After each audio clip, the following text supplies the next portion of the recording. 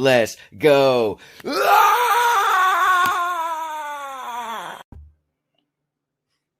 All right, guys, welcome back to another live episode of Theater, and we have Big Mike in the building. Can you hear me? Hold on.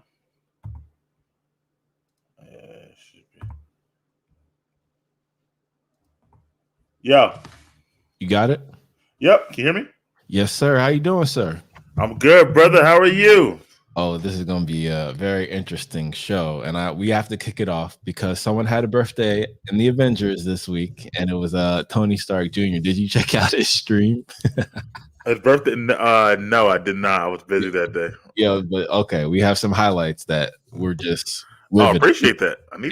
We had to share, because this was literally the highlight of that evening. So, without further ado, Tony Stark Jr. on his birthday stream. You know what I want to do?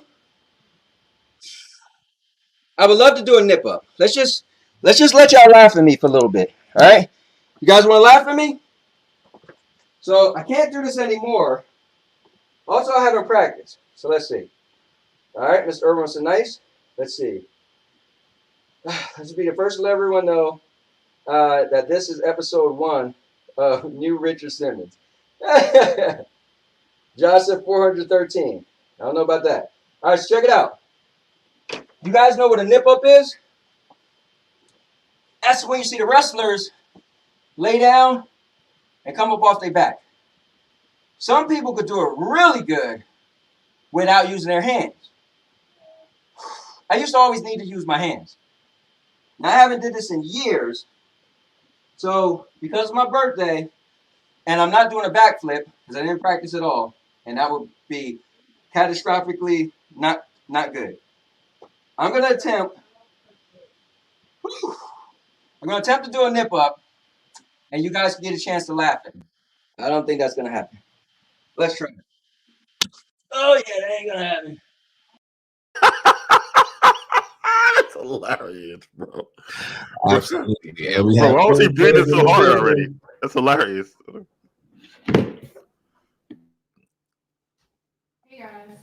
Hey, Chloé. Hello. Okay, that's better. Yeah. What's up, Mike? What's up, Chloé? Good to see you. How you all doing? We're good. We're doing great. And because this clip right here just tickles Chloé so much, we just had to rewind it. I don't think that's gonna happen. Let's try it. Oh yeah, that ain't gonna happen. Did you hear the crack of the sound effects? Like, damn. Yo, honestly, that was his best stream all year. Like, if all his streams are like that, I would watch it. Well, we try to watch it every time, but I would make it. Thank you, Chris B. That's what I was saying. No, and in the jeans too. He had the jeans. He had his DJ outfit on. He was lit. All he needed was the hat, the cowboy hat. At least he realized like right away it was over. He didn't keep trying it over and over again. So listen, I'm just happy he didn't do the backflip because yes, it would have been catastrophic, like you said. Thank you, Tony Stark Jr. for not doing that. Because the comments were out of control. Because one of my first comments was like, he's like, "Oh, where do you guys think this stream is gonna go?" I was like, "To the emergency room if you do that backflip." It was Tony. But it was great. So congratulations. 45, I believe, as well. So that's pretty dope. Yeah. And shameless plug, we'll be back tomorrow with our show, Big Mike, A Little Ant, tomorrow morning, 11:30 a.m. streaming that. So link in the description below. There we go. Dress shoes or cowboy boots. Yeah, he should have some matching cowboy boots to go with the hat. I agree. Thank you, Nate Dizzle. All right, guys. So let's just get right to it. I would say a fantastic episode of Falcon Winter Soldier. So, Big Mike, when you first saw this episode after what we've seen previously, which was one of your favorites, what'd you think?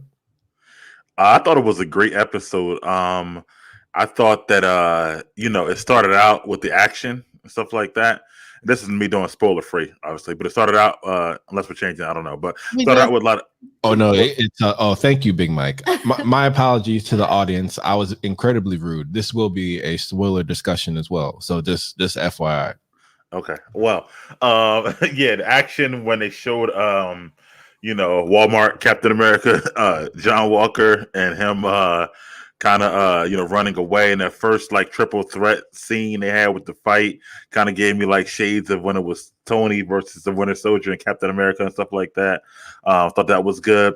What I really liked was the talk though going forward was between Falcon and Isaiah Bradley and stuff like that, how deep that was, and how the Marvel, you can see they're making a conscious effort to connect their universe with what's going on today with Black culture and stuff like that. So I thought that was pretty good. I like when Sam goes back home. This episode was good because it wasn't like crazy action, but it was a lot of great moments, I thought, throughout. And you see his sister and the whole community in Louisiana and stuff like that. A lot of like heartfelt moments you don't normally see in Marvel. I think that's why, having a 6-episode show is good because you get more in depth with these characters and their actual lives outside of being just heroes or superheroes and stuff like that. And I thought, I love Zemo. I'm sad to see him kind of go a little bit, but he's gone. But I did like the fact that he has respect for the Dora Milaje. He like, ladies, he already know what it is. Like, he ain't even try to make a fight or nothing like that and whatnot. And even though he's like a fake Captain America, I thought his acting, Wyatt Russell, was great. Like the whole scene inside the courtroom and whatnot. Like, that's Kurt Russell's son, Wyatt Russell, and you could tell like he got the chops and stuff like that. So I thought his acting was great. So I think overall, man, like last week was crazy action, and I love that. This week was less, and I loved it too. So they both were good. Did you like the caveat of Julia Dreyfus in there?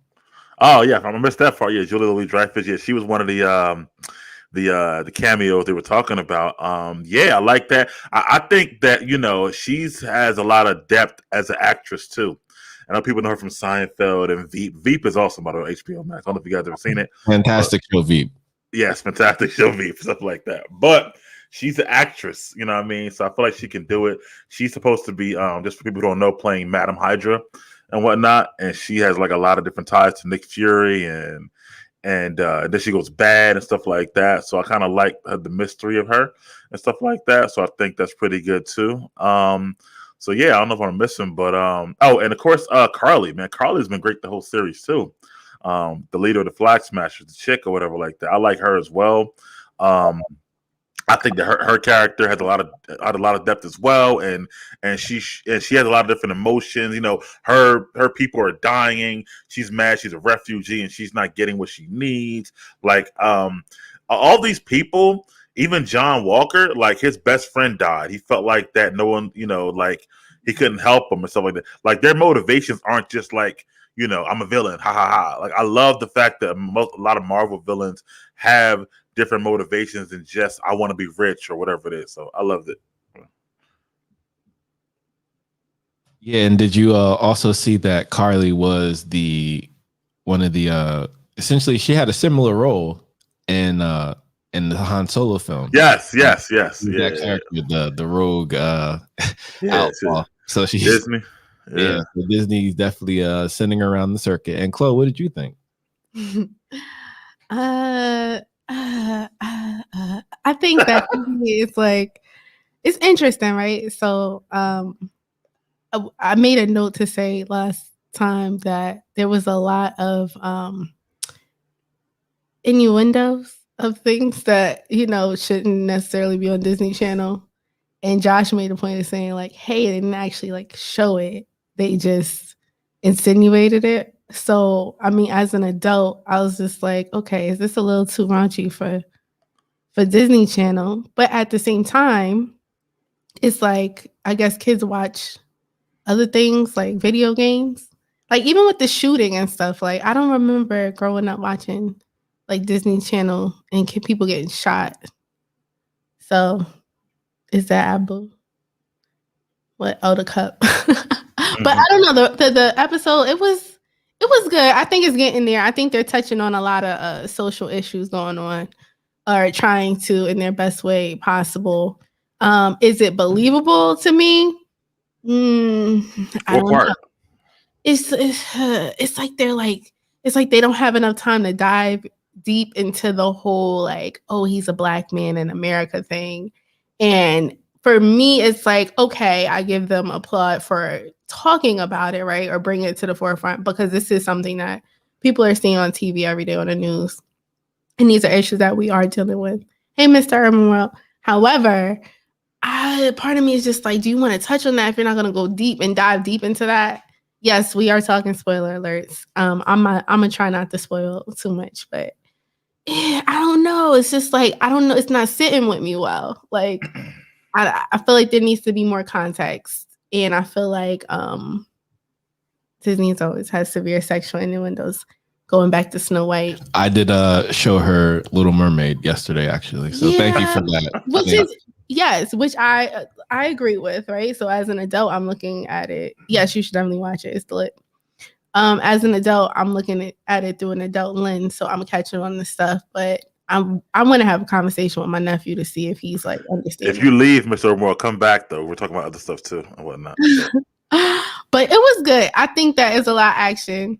I like the action. And shout out to my nephew, first of all. Sorry, I need to put this sidebar because he's about to wrestle. He's wrestling in the Worlds in Tulsa, Oklahoma right now. And he's so far number 6 in the world. So he's bouting for number 3. Julian Jazz Smith representing. But yeah, so I'm going to have a talk with Julian to see what he internalized from this, and what he thought about it. He's 9. So I don't know. Maybe that's like the parental person in me kicking in, like, hold up, I don't know if this is appropriate to watch for kids. Really? Wow, because I would have never. I mean, I guess it depends what age kids, because they do have very graphic imagery on the shield, right? The blood. So that could be. Well, not the blood. They were in the club with drugs. Like, it was like the part when they went to that. What was the name of the place? The underground place. Yeah. The one with the yeah, I know what you're talking about. Yeah, like when they went to the place, I was like, there's a little shady going on over here. Like, the Ninja Turtles went to shady places, but they didn't have drugs there. Like, I don't know. It was just a little too much for me. I mean, they were in the club. I'm like, is this really what I want to see on Disney Channel? Like, I mean, that's similar. So it's because of the channel? It's because I'm sorry, Josh. Is it because of the channel? Well, Disney Plus, whatever, but it's because of the channel, is because it's a superhero type or hero type of show. It's Disney. Like, I like superheroes that are bad. Like, I like, not bad, but I like raunchy superheroes. Like, I like Deadpool, but that's for adults. So I don't know. It kind of didn't sit with me well. Like, is this appropriate for my nephew to watch, or a child to watch? There was a club scene in Black Panther as well. But it's different in Black Panther. Like, you had people being shot for no reason. It's just a lot of shooting. It's just a lot of action going on. And then, speaking to the climate of today, with the scene with the cops pulling up on the black man, and it just is like they're trying to touch on issues, but it's not touching on them all the way. So it's kind of like, I feel like, should you even go into that if you're not going to do it all the way? Because this is stuff that our kids have to watch. Like, children are seeing this on the news in real life time. Like, a little 13-year-old just got killed the other day. Toledo. Forgot his name. Thing is, last name is Toledo. But like, these are kids watching this. So it's like, if you're going to bring this issue up, I feel like there should be more dialogue about it. It should be more explicitly said, especially since it's on the Disney Channel. I kind of agree with that. If you're going to bring it up, then bring it. If not, then don't bring it up. I kind of feel like, at least especially with the cop scene, because they kind of went nowhere. Kind of like it started, and then they got him out right away. But but Sam never said how to make him feel. He didn't talk about I agree with you, man. He didn't talk about how it made him feel. He didn't talk about that they rolled up on him because he was black. Right. They didn't talk about how it's important that children should trust or not trust the cops. Like, it just was very political, and it didn't dive into it. Now, I appreciate them going back to the man's house, spoiler alert, the last episode, because it gave more context to what was going on, or what's going on, kind of, sort of. But then it was like, I felt like Falcon was still like, I'm still an American. Like, what are you, like, bruh, he told you, he's like, a black man is not going to be able to be Captain America. And if he is, why would he even want that title based on what America has done for us? And then it ended with him saying, "Oh, like I'm paraphrasing, obviously, but he's like, oh, but that wouldn't be me if I wasn't a hero. Like, bro, you still gonna sell out? Like, what was the point of visiting the dude? Like, what was the point of that? Well, no point. If you were just gonna say whatever that happened to you, but I'm for America, like what? And then he gets the Wakandian. That's what I call it. Wakanda. He gets the gift from Wakanda with the. And my guess is it's gonna be the wings, the new Falcon, because he broke the other ones with vibranium, and maybe it'll have like vibranium running through the suit or whatever. But it's like all the white people got the vibranium, and he just giving it back. He just gave back the shield. Like, what is he doing? Like, I just feel like as a black man, they're painting him as being way too naive. Like, you a black man in America. You can't even, you don't even have enough money to fix your boat. You don't. I think, but I think that it's a reality that he's coming to kind of know now. I don't think it was something he knew his whole life for some reason. I feel like that because remember, like he was all like, "I'm Falcon, look at my wings or whatever, blah blah," and they were like, "Yeah, that's cool and all, but you ain't getting this loan." And so I feel like that he might have been in like I want to say in a bubble, but I feel like that he just maybe didn't recognize until like now and stuff like that. I agree with you, and that's the picture that they're trying to paint. However, as a black man in America, you don't know what it's like to be black until you're 40 years old. Man, what? All right, Chloe, so that's a wonderful point, and I agree 1,000%. But let's think about it from Falcon's perspective individually, right? Because this was, I think, a fantastic, one of the best character development episodes we've seen on Disney Plus so far. So this is why I really appreciate this episode. Number one. Number two, he being an Avenger and fighting people like Thanos, not people, beings like Thanos. As we all say, if there's ever an alien invasion, things like race, class, and all that other shit goes out the window because the aliens don't care. Right. They go whoever. So once you're in that, let's say, life or death situation, you have those mental parameters. You're not thinking about things like this, and this is why I think it's a great pathway back into reality for Sam, because we all understand this perspective. And again, similar to Chloe, I have to really applaud Disney for making an effort, number one, in an authentic way that isn't going to take that doesn't go out of the way to mess up the plot. And they're also doing it in a way that, to everyone's point, perhaps it's not going deeper because it is Disney. But number two, these should actually be topics that you should talk about with your kids. Mm-hmm. If Disney doesn't take a deep dive, they allow that opportunity or create that opportunity for the parents if they choose to, because that is the parents' responsibility to bring this up. Like, hey, this is how this relates to our real life, right? And this is how this is important, type of thing. So that's how I view that situation. Okay, just to touch on what you were saying about fighting the beings and coming back, right? So remember when he went to the old man's house, he was saying how like the Tuskegee Airmen, was it Tuskegee Airmen? Yeah, he was talking about the Tuskegee Airmen and how he was like, they fought for our country, and then when they came home, they had burning crosses on their lawn, like.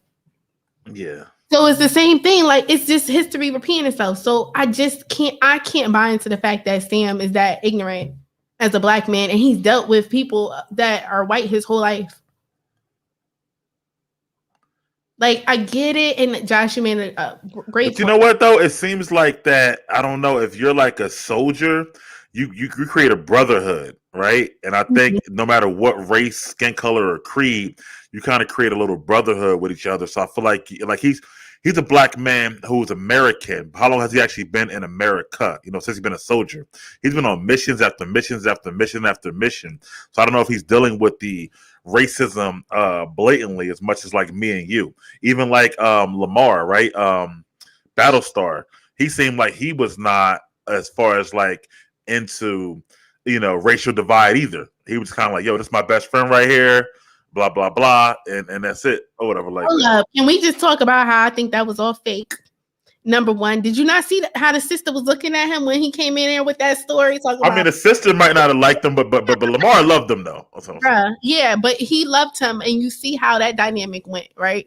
And he telling him, he put a battery in his back, talking about, oh, you make all the good decisions. Like, what? It just was very interesting. And then you see they gave him a black wife, right? Or Yes. a wife of color. And I'm like, are they just trying to prove that he's not a racist because he got a black friend and his wife is half black or whatever she is?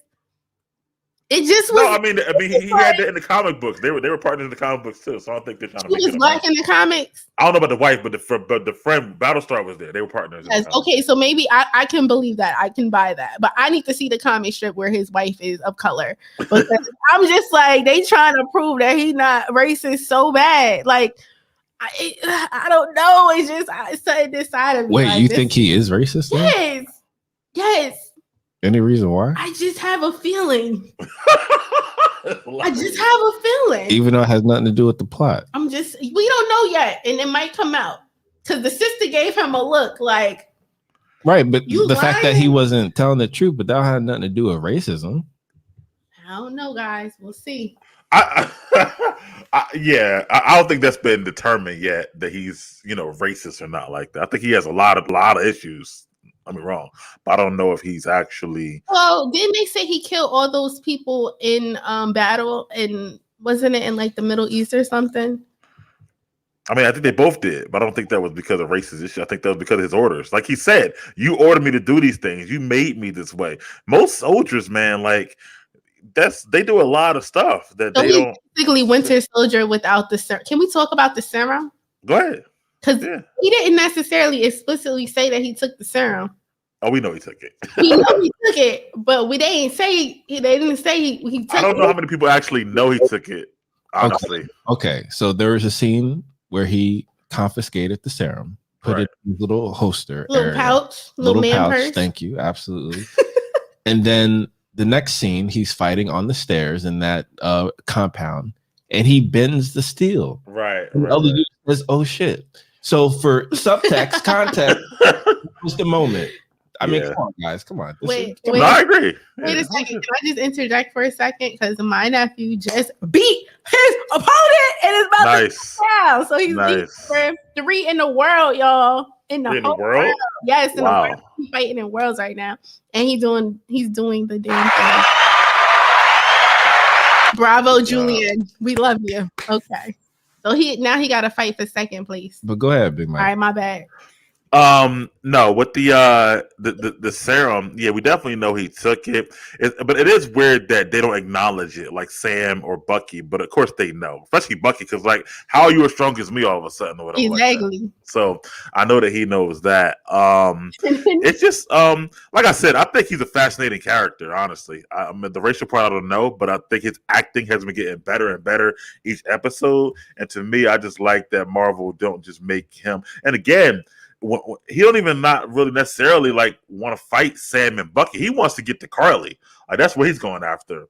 And I think Sam is going to try to stop him from killing Carly. It's going to be like a little 3-way battle. That's going to be crazy. First of all, why they won't just kill her? Like, why is this? It's like, oh, we can't. Because Sam is Cap. Cap don't kill people. That's the whole point. That's why he chose Sam or whatnot. So, but the other guy is a killer, Winter Soldier. And he's a killer. Like, he's trying to stop being a killer or whatever. He tried to stop being a killer, but then he just killed somebody. He killed somebody in the last episode. I mean, it's a little different if they're already bad guys. That's number one. Number two, what do we think about Carly's cause? Is her cause just? I think that causes always start off just. I'm gonna have to go with what's the guy's name? I'm sorry with these characters' names, guys. The guy who got taken back to the Wakanda. Zemo. So I agree with Zemo in saying that when you have this serum and you have a taste of power, no matter what your cause is, you are still the cause. Like you're going to be, you're a villain at this point, because anyone who has total absolute power, they're not going to back down. And she killed people. She's a villain. Her cause, okay, great. You're like, you don't have anywhere to go, but you're not even doing anything with this. What are you gonna do? Like, okay, let me ask you this: was Killmonger a villain to you? No, he killed people too. So let me ask you what you're doing. Everybody kills people. Wakandans and Wakandians. People kill people. So that's my point. So why is she a villain, but he's not? I mean, because because I like Killmonger. So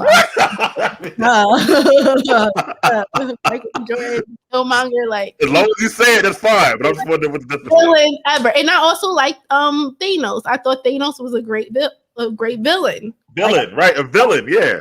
Cool, but she's also a villain. No matter what her cause is, she a villain. Just like Killmonger had a cause, he was still a villain. Okay. She has a cause, and she's still a villain. Do I like her as a villain? I haven't decided yet. I think that to Josh's question, she's definitely a villain because she blew up a whole school, or whatever it was. But but it's her cause jest. I definitely can understand it. You know, she feels like the world was better when everybody was blipped because there were no borders. People were able to get access to food and medicine and water and stuff like that. And as soon as stuff comes back to regular, now, you know, they're back to being, you're not allowed here. You can't stay here. You can't do this, that, and the third. So. And thank you for drawing the parallels, Miguel, which was Sam's way to connect with Carly. Because he was like, hey, I understand. You see where I'm come from. I'm a black man from America. So Sam doesn't forget. It's just Sam sees life differently than the average person. So when you're battling aliens who don't care where you from or what you look like, that literally doesn't matter. It does matter because he fought all those aliens and he still don't have any money. Again, it doesn't matter. The money, why you obsessed with the money part? Let's talk about the money. Let's talk about the real issue. Just for the record, Bruce Wayne would never let this happen. I agree because Bruce Wayne has philanthropy. I don't know about this universe. Well, it would only be up to Tony Stark Sr. Hold up. And then Pepper Potts. Then they found out that Zeno had all the money. He had private jets and stuff. Like he's a baron. Yeah. But still, like, why the black man still gotta be poor? Like he just poor. He just poor. And he's not poor. He's not poor. Poor. He can't fix a boat. He's not poor. He can't fix a boat. That means he's poor, bruh. Did you see how raggedy that boat was and he couldn't even fix it? Poor. Listen, I won't say he's poor, but he don't got a regular job, everyday job. He's doing this out of service for whoever. Like that happens or whatever. Like the black man was trying to tell him. When they found out about me, I thought I was doing a service. And Spider-Man was taking pictures for a newspaper. Like he was poor too, living in a bum apartment. Did you see his apartment? He lived with his mom, who was fine. And she had an underground layer in one of his videos. I mean, same thing. That was a cartoon. You're talking about Into the Spider-Verse, but for the most part, as we know, Spider-Man, he took pictures for a newspaper. He lived in a crappy apartment. He was never rich. Like most of these people don't have a lot of money, and they keep serving and serving and serving and serving. Nobody said he had to be rich, but nobody said he had to be poor. He's not poor. Ryan, you know how much money it costs to make them wings that he carry around? Correct. Yeah, and especially the new ones. They about to get the vibranium ones. So. Those are priceless. Those don't even have he couldn't call nobody at Wakanda like, bro, my boat can't be fixed. Can you send me some vibranium? Can you send me a new boat? Like, see, Thank you, Nate. And I agree with Nate Dizzle. Thank you, Nate Dizzle. He's just like any soldier. You choose to protect, you get paid whatever. He's not doing it for the money. Number one, hold on, Claudius. Number two, just like any soldier, you're not always going to get compensated. Again, I think it makes Sam even more relatable to more people. The fact that he is black and the fact that he's a soldier. And usually when soldiers come home, unfortunately, they're not really taken care of all the time. Okay. Can we agree that people join the army because of the benefits that they are promised? Well, again, there's different people who join the military. Sometimes it's a family service. Not the army, military. No. But all of it applies. Some of it is because it's honor, because they want to protect the people that they love. Other people, it's a family business, and they're like, my father was hip before him and before him. So it's all different. Some people, it's just for the benefits and the money, right? And this is why you have things like mercenaries. Okay, so can we talk about how Captain America did not seem like he was poor? He did. What are you talking about? He was the new captain. Oh, what's new captain? John Walker. How did he seem? We didn't see where he lived at. How did he seem like he was poor? He didn't seem like he was looking for no money. Oh my God! I didn't say. We don't know. All over the place. They gave him compensation, and then they told him he wasn't getting any benefits because he got dishonorable discharge. Military benefits, yes. Yeah. Honorably dishonorable discharge, yes. So then the woman with the money come to him like, call me. To be bad. to do evil things. And he again, needs money. Yes, with the money, which conveys that he doesn't have it. Yeah, but now he doesn't because they took away his benefits. If they didn't say we revoked your benefits, you think he would be like, "Oh, I'm gonna be a bad guy now"? Right, but again, there are military benefits from his previous service, which led him to where he is now. He had perks with that job, man. Yeah, perks with that job. He had perks. I don't know. Ain't no way he was gonna go up in no bank and they wasn't gonna get Captain America alone. People have reasons why they serve, Club. I'm just saying it's not all about the money and whatnot. Clearly, because if it was, he would have money and he wouldn't be worried about some raggedy boat. The boat is a family heirloom. That's why they couldn't even keep it up. They couldn't even keep it up. That's a problem. What about his sister? Why she ain't got no job? How about that? The sister is taking care of her 2 children after her husband got killed or something. I'm just saying. Well, she should have money from his, from his estate when he died for something, but they didn't even go into that. Nostravi Zemo. Oh, look at that Zemo. Yeah, Zemo, man. The way they flush Zemo out, I can't wait till Zemo comes back in a different whatever. Turkish delight. I love that. Is there a reason why he couldn't ask Zemo for some money? He don't even like Zemo. Zemo's evil. He didn't want to get him out. But then they became friends. I think you're just obsessed with the money, Club. But I get it. So, I just can't wrap my brain around that. Like, I mean, if your friends are millionaires, right? Like, say you with millionaires, are your millionaire friends gonna let you be broke, bro? They gonna give you a job or something, like, yo, carry this newspaper to the front door. And I think you got to speak up and say something. People don't always just give handouts, you know what I mean? And I think that some people like Sam probably and Cap, original Cap, they got a lot of pride. They're not gonna be like, yo, I need this money or whatever. They're gonna be like, yo, I figured it out on my own, stuff like that. You know what I mean? Thank you again, and also Sam and Cap, great example. Miguel would never do it for the money. No, that's not in their ethos. That's not how they. It's like, view life. It's like you don't do it for the money. The money's just a byproduct of you doing something. And again, that sounds great, but you're not getting out of bed for the money. You're not dropping everything for money. So it's a different perspective. It's not a motivational aspect for them. Even right now, to go back to the show, they kind of bench Sam. They say, yo, we'll take over this whole thing or whatever like that. He's still going to go and try to stop Carly without even a contract anymore. Just be like, yo, he know where he live at. She threatened his family. Of course he gonna go get her. Even if he didn't get threatened, he still would have went. Yeah, he still would have went just because he wants to be the person to help. So I'm just saying, like, everybody's different. Oh, it's the ego thing. What? The opposite of an ego thing. It's a selfless thing. Mike said he want to be the one to help. That's not egotistical. I just think that he just wants that, like, he feels fulfilled by saying, I helped save the country, I helped save the world, or whatever it is. Everybody's different or whatever. Why didn't he team up with the Captain? First of all, Batman had all the money and was he was out there getting beat up by thugs at night for no reason. He was bored. He ain't nothing to do. He had money and resources to do what he wanted to do. That was his hobby. Now, I understand that ethos makes sense to me. Like, okay, I have all these resources. Why not use them for something good? Tony Stark, yes. But if you broke and you your sister at home and she can't even take care of a boat, like, I just can't wrap my brain around it. I don't know. I mean, maybe in fantasy world, it's kind of like basically this show has enlightened you to the real life of some of these heroes and how they actually live, I guess, and get paid. Because I think it's bogus. Okay, all right, fair enough. It's definitely not bogus because they get more when it comes to government work, right? You get more access to information. You get a pay rise, but it's not an incremental pay rise. We keep forgetting that the president only gets $400,000 a year because he don't need money. He has clout. The president doesn't need any money. So exactly. So when Sam was an Avenger, he had all the clout. He did. He didn't need food. He had resources. He lived they had to listen. Tony provided a whole tower. He provided a mansion for them to live in, whatever like that, with all the amenities or whatever like that. Like, you know what I mean? You saw in WandaVision, that's where they were sleeping at every day. Her and Vision and Tony's space basically and whatnot. So. And his sister was still at home broke, struggling. Well, that's Sam's fault. That's not anybody else's fault. Exactly. Sam needs to get it together. And he needs to have more confidence in himself because that's worth some type of money. Saving the world. I'm just saying.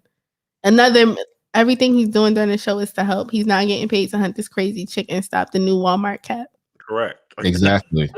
And again, well, in this, let's say in this MCU, this government here they're not taking tea for coffee. You're not coming in here being like, oh, da da da da. Yeah, but you ain't Captain America. How you gonna negotiate with that? Okay, I have a question then. Mm-hmm. If it's just about saving the world and finding this chick, why was he so reluctant to work with the new Captain America? He doesn't like him, and he was mad that they gave him the shield in the first place. Yeah, he gave them the shield to put up in a museum, not to give away. He was in his feelings, but so the world didn't matter at that point. It was just his feelings. Okay. I mean, it's doing what's right, but it's doing what's right. Doing what's right, I would think would be him teaming up with those two men, the new Cap and his sidekick, with all it as a team, right? Despite all their drama, to find this woman. But he was being reluctant. He didn't even want to be friends with the dude. Because they lied to him. They said, thank you for giving us the shield so we can he put didn't it lie up in the museum. Captain America didn't lie. No, he didn't lie to him, but the government lied to him. Exactly. So he shouldn't have had no beef with Captain America. Because if he didn't have beef with Captain America, he wouldn't have created a new villain. Because they would have worked together. No. Yes, they would have worked together. And he was gonna become a villain anyway. It had nothing to do with Sam. Nah. I don't agree with that. I disagree with that. I feel like the series of events of his friend getting killed was what tipped him over the edge. And the friend wouldn't have got killed if they were working together, but they didn't want to work together because, there's all this beef about the shield and it doesn't belong to you. If you're going to fight against super soldiers, you're always an opportunity to get killed. But they weren't fighting together against the super soldiers. They were fighting divided. Listen, he never wanted to listen to Sam. Sam said, let me go talk to Carly. I'll talk her down. He was all, no. That was after the fact, Mike, you forgot. Because in their first encounters with each other, right, Captain America was extending an olive branch. First of all, that was a BS olive branch. We're going to babysit you. I'm going to have full authority. You can join us because they were already tracking his little what's it called, his little wing thing or whatever like that. Yeah, they were tracking, but I really think he was sincere in the beginning. I do. Now you're the one being naive. No, really. There's no way. Real talk, because first he was like, "Yo, like let's do this together." Yo, I get it, but as far as their feelings, that's part of it. Yeah, because Bucky, like, yo, you not my man. It's like, why you in this uniform? Why you got this shield on?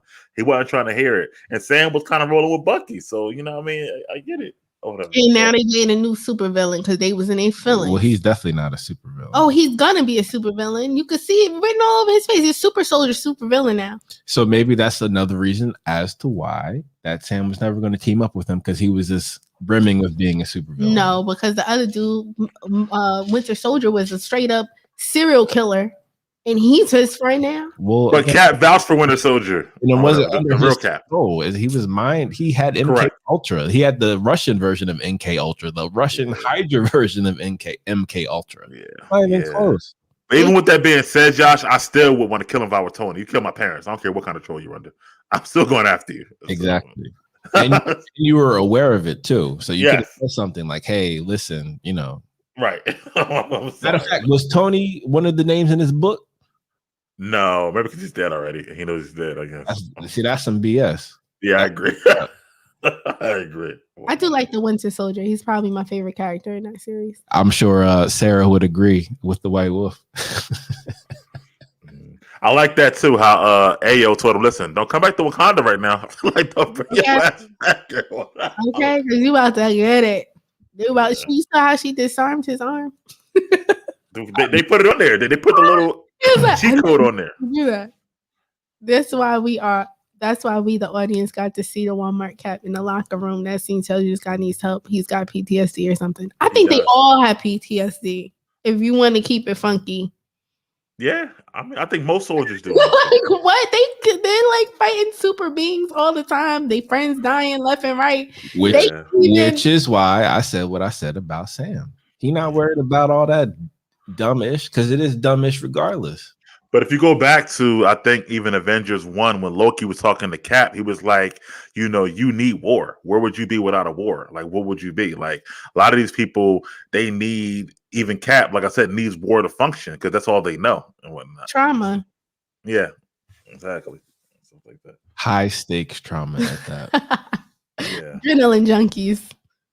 I mean, they are for the most part. And Only one who's not really is Hawkeye, who wants to go back home to his farm with his family. And that's all he want to do. But the rest of them, they and Superman wants to go back to his family too. Superman ain't about that life. He just want to live a simple life, but he can't because he's an alien. Yeah, I don't know about that. Whatever. He does. I think so. If he would have lived a simple life, he would have stayed in Kansas and not moved to Metropolis, where most of the crime happens, stuff like that. Because it's his duty. He's obligated because he has the superpowers. I think there's a difference between when you're born with the powers and when you're trying to have powers that you don't have.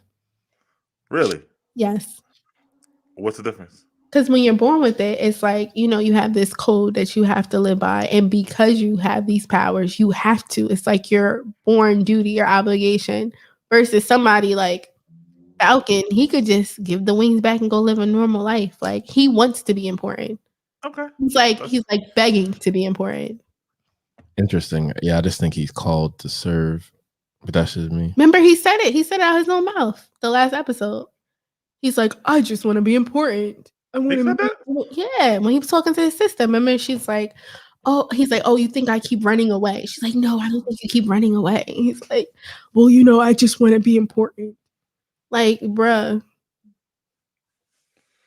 Now, Superman, on the other hand, he's like, I was born with these powers. Like, what do you want me to do? But it's my duty to save the planet because my mom lives here.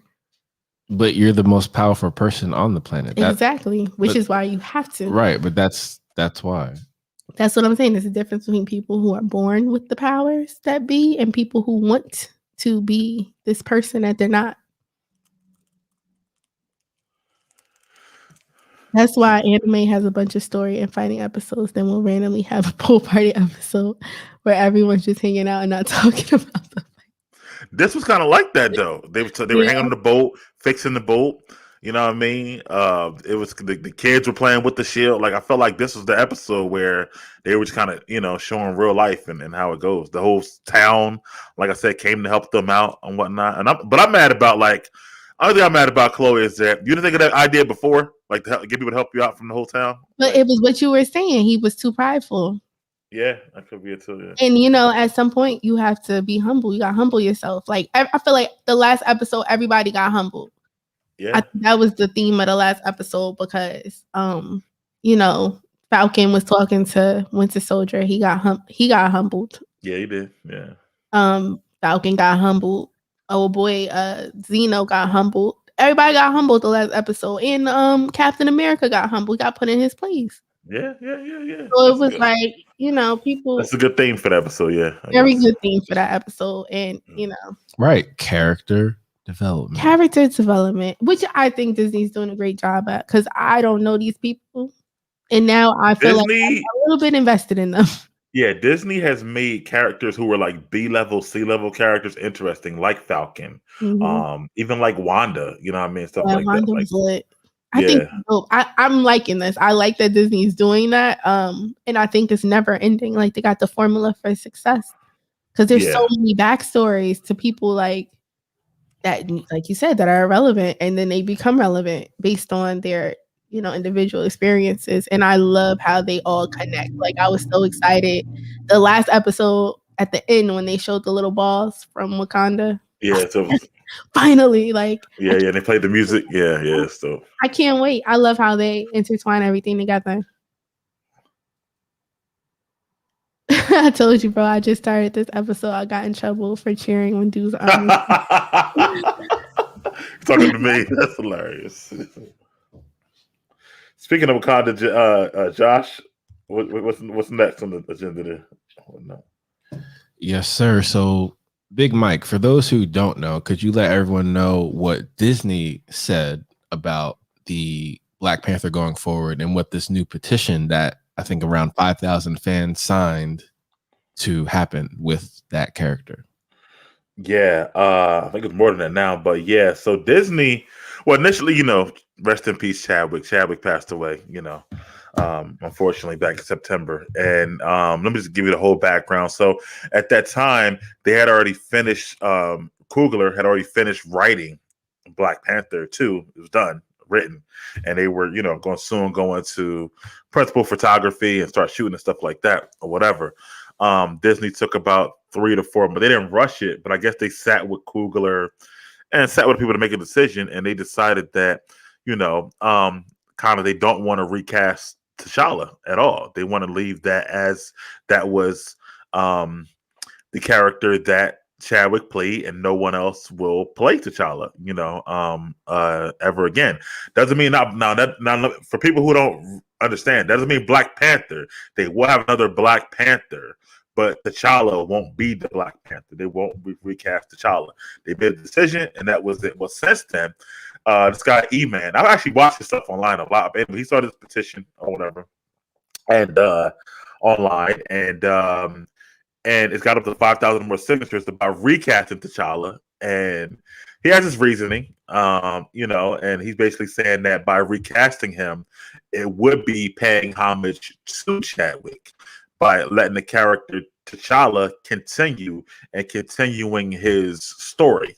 And that by letting T'Challa die, it's kind of like losing some Black representation that we fought so long to get or whatever.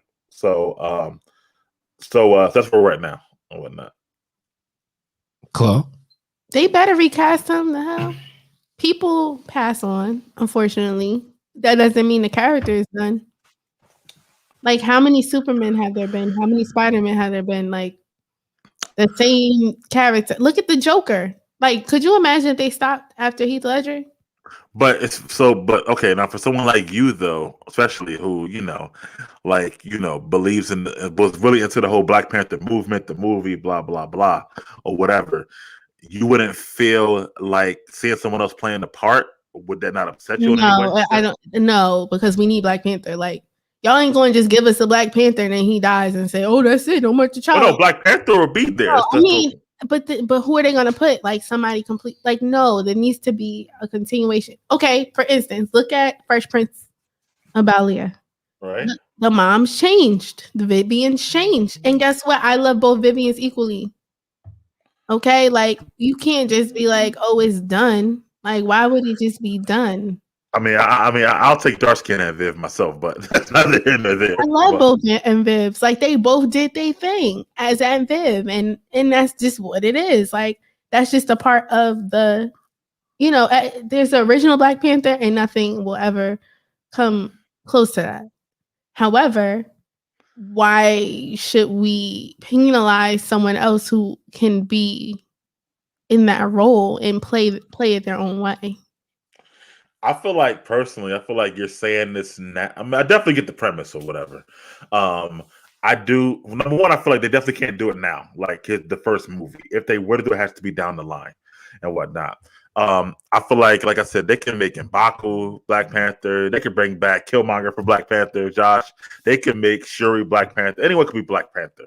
But I feel like that the T'Challa character, I feel like, to me, like, it's hard for me to see anyone else doing, like, being, I guess, the son of Wakanda, like being T'Challa. Like, I know people try to like envision like, other Black actors, but I'm like, I think that Black actor will be scrutinized right away. Like, nah, you weren't T'Challa. Like, I just feel like that they set them up for failure a little bit. Mike, you know that we as a Black people welcome other Black people. Like, we ain't going to shun nobody. That's just us. That's our nature, bruh. We are accepting. And to be fair, I think that brings up the point that Miguel is making. And Chloe, you're making a valid point as well, because yes to that. However, Mike is talking about the comic book fans who are scrutinizers. This is how they make their profession, scrutinizing what the studio could have did better to make it more like a comic book. Listen, everybody want to scrutinize something. People didn't like the Snyder Cut. Who didn't like the Snyder Cut? People. I'm sure there's a community of people out there on the internet who did not like it. Okay. Those are different starts. Yep, absolutely. And I think that when you think about superheroes, because we were talking about this with Sam, right? Because even though he is the Falcon, he's also Sam Wilson, right? Even though you have Iron Man, you have Tony Stark Jr. So these are people, who are associated with this character and role and superhero, right? So T'Challa is an actual character and who has his own character development trail in the comic books and the cartoons and now the big screen. So I do think it would be worthy to recast T'Challa so the Black Panther can continue. However, I know because how Marvel does things, they probably have a solution for this already, already prepared and already that passes all the tests. Let's say. See, that's the thing, Josh. Black Panther can't continue without T'Challa because other people can take the mantle and whatnot. Kind of like how we got right now, Sam Wilson becoming Captain America or whatever. Cap can continue without Steve Rogers, but can you see someone else being Steve Rogers? It's kind of like, remember in Harry Potter when Dumbledore died? And then they just replaced him. Right, because he was old in real life. Yeah, in real life he died. And then they just put a new Dumbledore. Like, they didn't call him something different. It was like, oh, this is not the leader of the school. This is Dumbledore. Like, but can you see someone else being Steve Rogers or Tony Stark Jr. besides Robert Downey? You know why? Because it's movie magic, bro. Like, it's movie magic. We as viewers of content understand in real life people die and then they get replaced. It's not like they fired him. Like, I'm pretty sure there's cases where people get fired and they're replaced. Like, of course. So they just did. Don Cheadle, Terrence Howard as War Machine. Okay, so I don't understand what the big hoopla is about. Like, I just feel like it's silly. Like, oh, we're not going to replace. Like, okay, because God forbid they put somebody else there, and then they just have a freak accident and die. Are we just going to hire everyone? When the Oracle actress died, they brought in a new one, and I hate it. Yeah, I mean, they have to do a really good job of recasting. But just like in any play, they have the first actor, right? And if something happens, they have the understudy. Like, that's just a part of that industry. You don't really have control over people's lives, especially this one is a little bigger though, but I think you can't. It's not the same type of comparison, only because he was the first Black main actor in the MCU, and he meant so much to the Black culture. I think it's a little bit. Well, to both points, I think it's bigger because you want to continue his story because of that as well. But on the other side, I think it's because the people want to that's my Black superhero or whatever like that. I don't want to see nobody else playing his part. So I think both parts, both points. Do you know anyone that feels that way? Huh? Do you know people personally that feel that way? That want to recast? That don't want to? They want to recast them? Don't want to recast. Chris is in the chat right now. He feels that way. Yeah, we talked about the other day or whatever. So it's a small subset of people. I don't know how many people. You know what? I think we should put a poll out there and just see, because I just feel like this might be a situation where they're making something out of nothing. I think we got to see how Black Panther 2 goes and who's going to be the actual Black Panther. But if it's Shuri or whatever, or somebody. See, I want another dude. Like But to Chris's point, he got a point. And as Chloé brought up, demographically, people already love Killmonger. So if Michael B. Jordan gets brought back, right, to play Black Panther, I could see it. Yes, right. But he would be Black Panther as being Eric Killmonger as well. Yes, I'm fine with that. Yeah, exactly. Yeah, just not another Black dude playing T'Challa. I think that's the issue people have and whatnot. Who have an issue and whatnot. So. I just think if they could do it with the Joker, they can do it with. Well, again, this is a little bit different. So this isn't the revolving door of James Bond and the Joker and Batman. It's not the same thing. Or Sherlock Holmes is not the same thing. This would be like someone recasting Harry Potter. No, someone recasting. Oh my god! So think about it as someone recasting someone during the inception of it. So that version of it. So you got to recast the person as that same role, kind of like how they did in Spartacus, because unfortunately the main Spartacus died. Then they had to recast them during that inception of this character, and nobody liked it. Like nobody liked the second Spartacus or whatever like that. Like it does. I mean, people watched it or whatever to go to the end, but it's hard. Like Josh is saying, and what Chris saying, if you do it right in the middle, Chloe, it's different than like a new Joker, where it's a whole new franchise basically at that point, or a new Superman. Superman, it was what? 15 years or 20 from Superman, the next Superman and stuff like that. So I mean, it's not really the same Unless thing. they do a younger version of the Black Panther.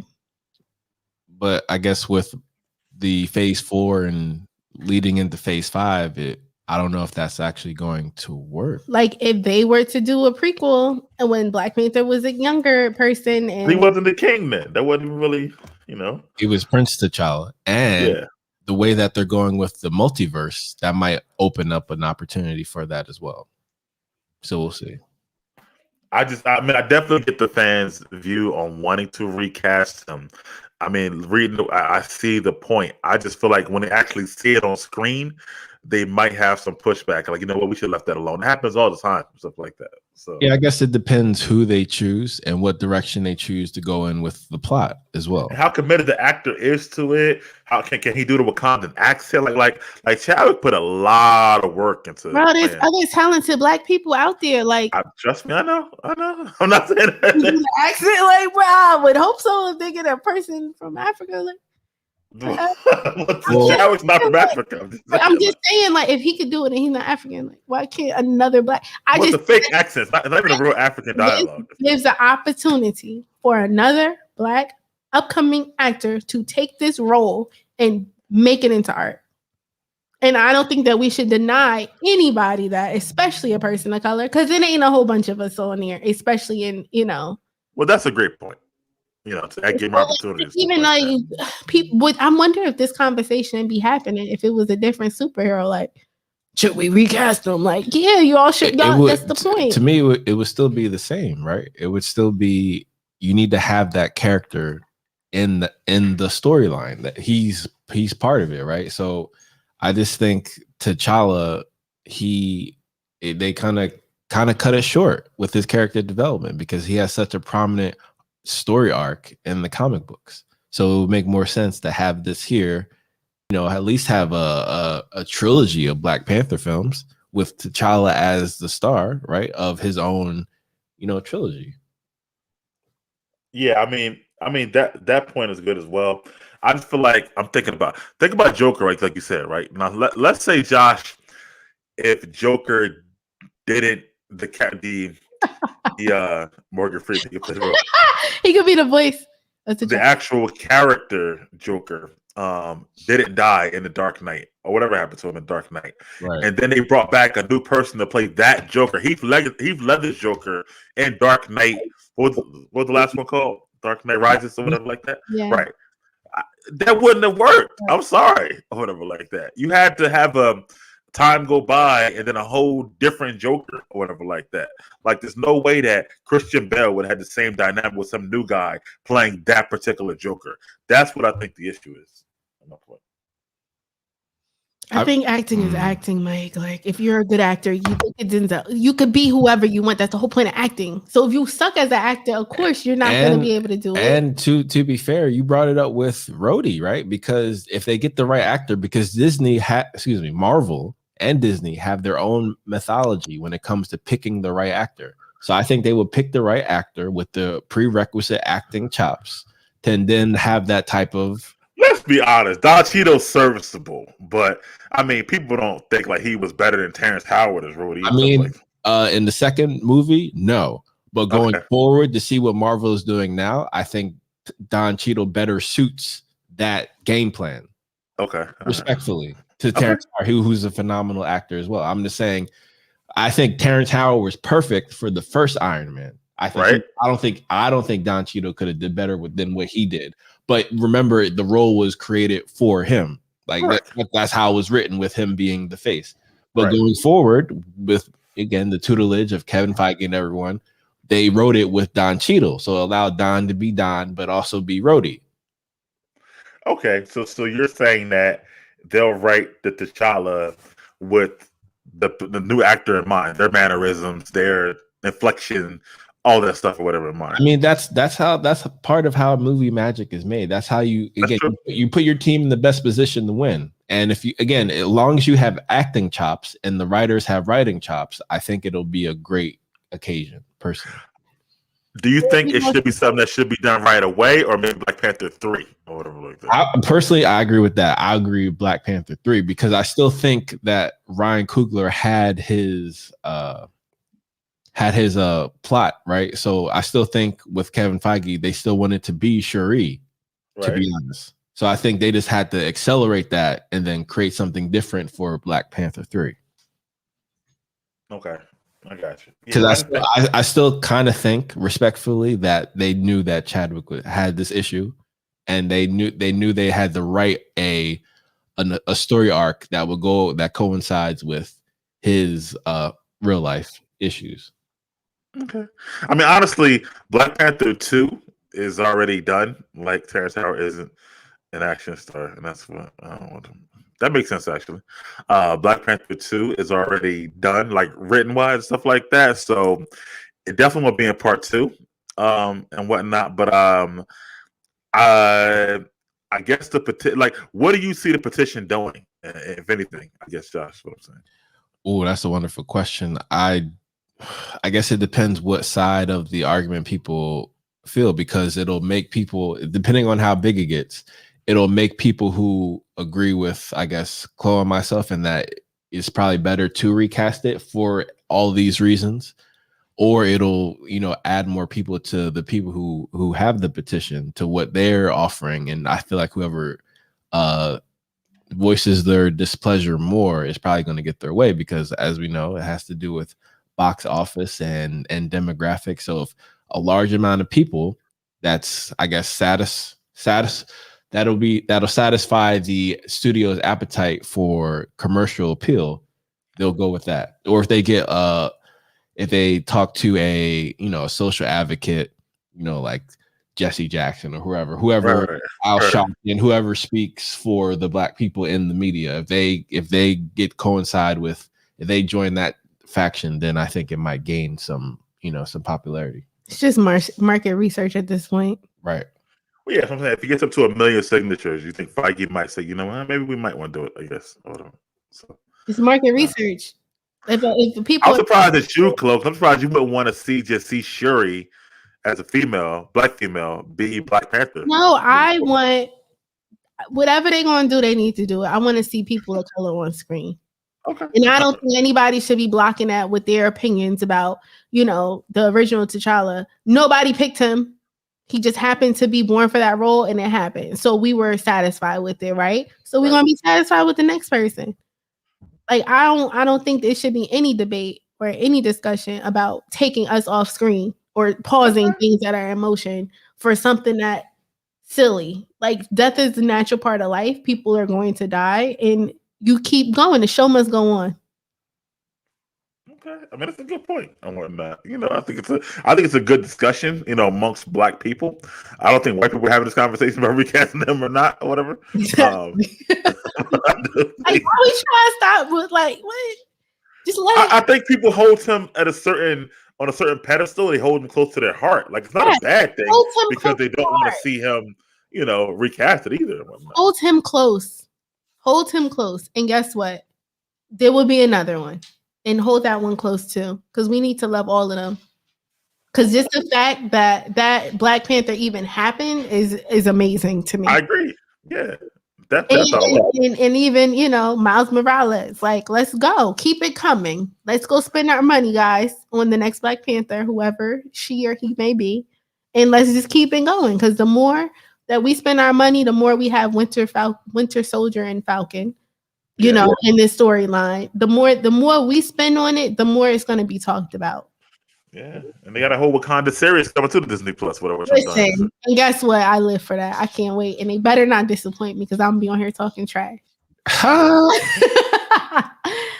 They better live. Disney. I have very high expectations for Disney. I'm an avid Disney goer. I enjoy Disney. They are in their production bag. Look at their TV shows. He's hopping out of planes and stuff. Yeah, even Loki's gonna be good too. I feel like, or whatever. Yes, I love Loki. And it's about to be lit. I agree. And I appreciate them for that because they're changing television, and this whole COVID situation made it possible for them to put all their resources into television and change the world of television as we know it. They're the entrepreneurs and the innovators, the pioneers and innovators of this content. And I'm here for it because I like watching movies at home. Really? How Yes. was your showing with the Godzilla and Kong with the food and stuff like That that? was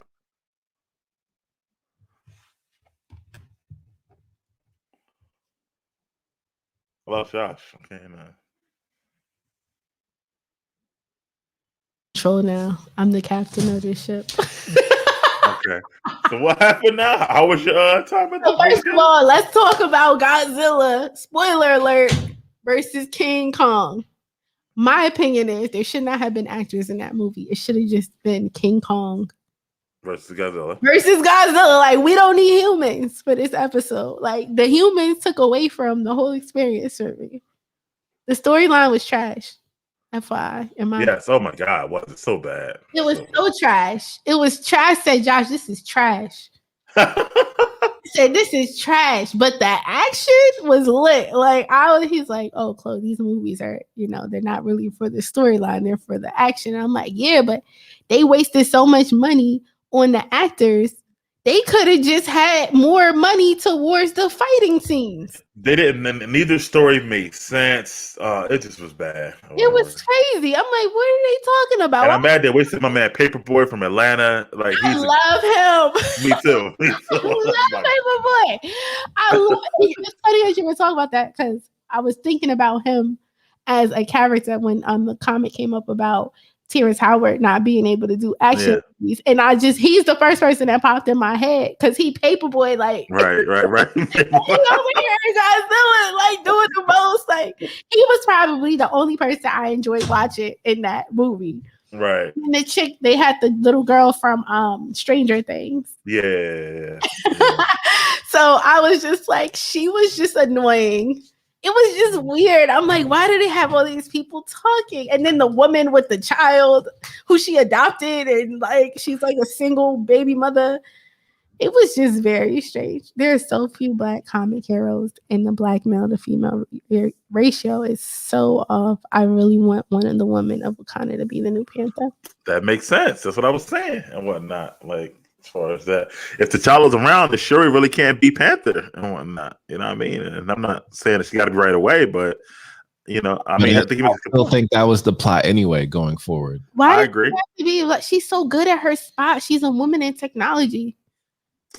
In the STEM arts, I agree. Like, why does she have to be action packed too? Like, can she just be a genius at like making things?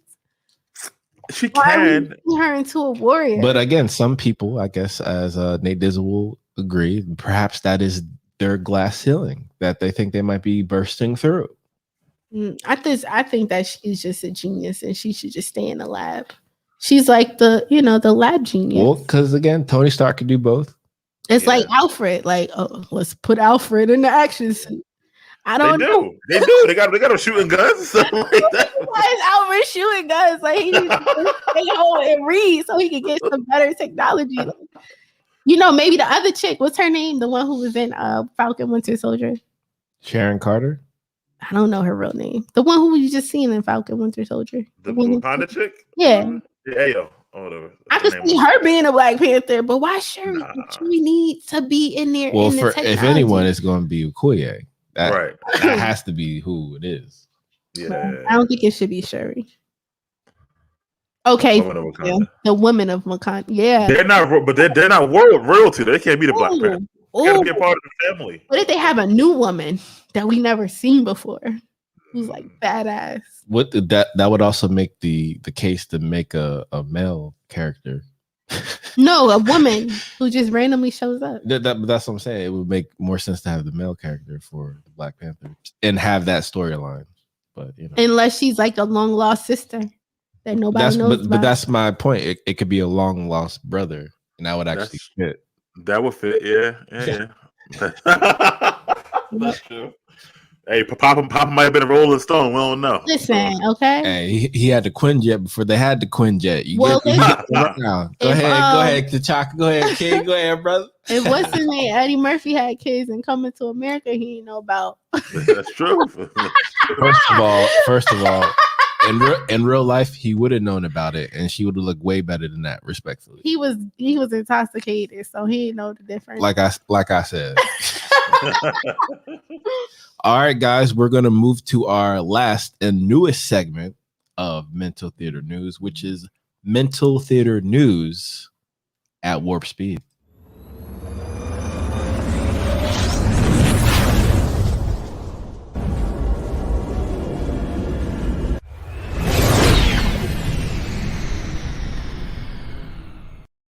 And Mental Theater at Warp Speed is when we talk about some other fantasy comic book topics, news topics, and each person gets 30 seconds. So, wow, okay. Wait, 30 seconds to do what? To talk about the topic. Okay. Okay, so the first topic is, and I'm curious to see what you guys think about this, a possible Fast and Furious and Jurassic World crossover film. He's cracking up already. Exactly. And this is what Michelle Rodriguez says, and also Justin Lin, the director. Michelle Rodriguez says, "I'm all in. Once you reach a certain pinnacle, there is nowhere to go but to cross-brand and merge." Speaking as a very experienced, business savvy person, that's interesting. It's what big corporations do with each other when they get too big. You just have to brand and merge with each other. The only thing standing in the way is lawyers and studios. Usually, the brands that you're trying to merge belong to different studios. But if it's under the same umbrella, which is Universal, I don't know. I'm just saying it works. And Justin Lin said, "I never say never to anything. Part of our philosophy is not to ever be boxed in or labeled. That's all I want to say." So is there anyone who would like to go first? I mean, I will. I mean, at this point, first of all, did anybody see the latest Fast 9 trailer? Did you guys watch that? Oh, Yes. Bow Wow in it. No, not Bow Wow. Is Bow Wow there? Yeah, Shad Moss. Bow Wow's definitely it. He's a really good actor, though. Real talk. Why did I miss that? Anyway, so I don't know about a good actor, but anyway, Like and Mike this- was Ultimate, Mike. huh? You should have liked it because it got your name in it. Like Mike. And what? Like Mike? Lottery ticket? Really? He's a good actor? Come on, Chloe. Like, let's. Like Mike, he was good. He was good at Like Mike. Okay. Lottery ticket? Really? Like, come on, man. Anyway, I'm just gonna say that after seeing this last trailer and the last movies, I don't let it. They don't put anything, and anything they do in the Fast and Furious movies, I'm not surprised. So if they did go with Jurassic Park, I would not be surprised. I could see Dom somehow riding this Tyrannosaurus Rex or whatever like that. Like, they do everything in this movie, so I'm not surprised at all, Josh. And you know what? Crazy thing about it is we're at a point with those movies where it's entertainment now. We're not like saying, how does this happen anymore? Like, it doesn't make any sense. We're just entertained by it now. This is how I feel. So, Very nice. I like that. yeah, I don't Chloe, really... you are up in 5. Oh, that's the beginning time. I was like, Mike time over. So anytime Vin Diesel is going to be riding a dinosaur and like in a fast car going up a dinosaur tail, like what are those little cars called? The Hot Wheels. They had a dinosaur version one time. So I mean, I guess it'll work. Yes, Jurassic and Furious. Yeah, that's a fair point. And I'll just give it a go here. In action. Well, I think the one thing about the pandemic that has shown us is that everyone has stepped up to different levels of boredom. So with things like that, this is where ideas like this come from, because people are like, okay, I have to risk my life potentially and my health to go to the movies. So you can essentially get 2 movies in one, 2 franchises in one, Fast and Furious with dinosaurs. I mean, I think it could be fantastic or catastrophic. To be fair, I didn't really like the last Jurassic Park or the last Fast and Furious. Jurassic World. I'm kind of looking forward to this. But the first Jurassic World, I think, was fantastic. Park when we were kids was fantastic. Well, I would Of say course. 1 and 3 were fantastic. And then the other one, I didn't like the storyline. So I don't know. I'm a storyline person. And if there is a trash storyline, might as well just not have one. Just have I'm normally like that, but I'm done with the Fast and Furious movies having great storylines. I'm just there for the entertainment, the action, and the stunts or whatever at this point. Whatnot. Like ever since Paul Walker died, really, they haven't really been able to get good storylines anymore and stuff like that. So I'm kind of like just along for the ride. Let Tyrese and Ludacris get a check or whatever like that and call it a day. But this is what it could look like. Wait, so Tyrese is gonna be with the dinosaurs? That'll be funny. Probably. Yeah. At the end, a And Jedi shows up, right, and slices through them. Yeah. Wait, maybe they make a car so fast they could go back to Jurassic World. Oh, like Back to the Future. Okay. Wait, okay. Sidebar, really quick. That technology that was in Godzilla and King Kong was lit. When they had the tunnel, they could just go from America to like Tokyo in 10 minutes. That's ridiculous once again. But again, you gotta not think about this. It's not though. It's really not that ridiculous. It's as ridiculous as on Star Trek when they were. You know what the problem is with that, honestly, Chloe? Because the last Godzilla movie was only a few years ago, they said, and the technology jumped 20 years in 2 years or whatever. That's the problem. Well, they do have an alien shooting out beams out his eyeballs. Like, I mean, that's true. they're using alien technology to do that stuff. That's why. Okay, guys. Our next topic in our warp speed. 30 seconds. Wait, that circle thing made me think of that teleporter. So HBO gave George R. Martin, the author of The Song of Ice and Fire, which is the Game of Thrones TV sensation, a 5-year, 8-figure deal. Now, what do you guys think this means for HBO going forward, especially with their Game of Thrones content? And I'll start. They gave him the money to keep the book on ice? That's kind of crazy, actually. Whatever. Wait, what? Can you just? I'm a little confused. What happened with them? They gave him 8 figures to do what? For rights to the content for his his book, his novel, like having the rights to it.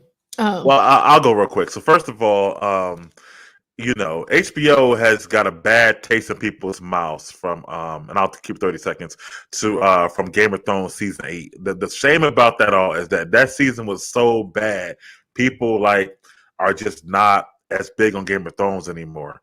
Hopefully they can use the deal and the money to kind of when they make A Dance with Dragons, which is coming out the prequel next year, that'll be a much, much better series. Stuff like that.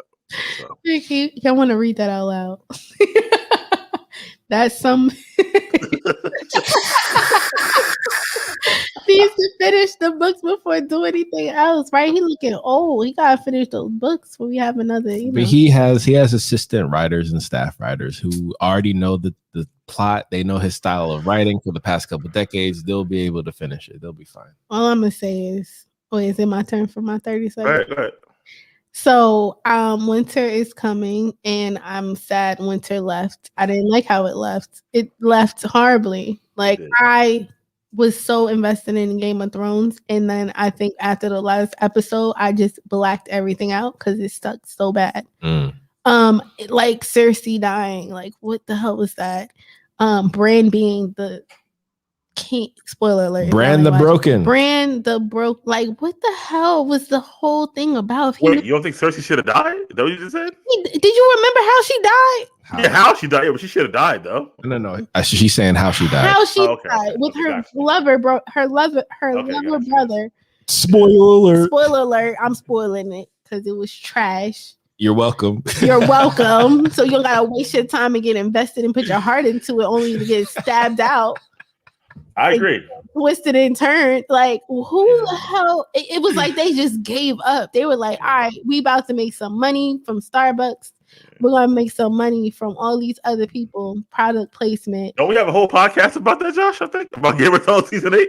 Yeah. we But I was thoroughly upset. Okay, it's to the point where I called Brandon yesterday. I said, "Remember Brandon became the." I was over it, and then Daenerys, like, they made her crazy. Like, it was just very, very heartbreaking for me. But they did come out with a Fabergé egg and a new EP for the 10-year anniversary.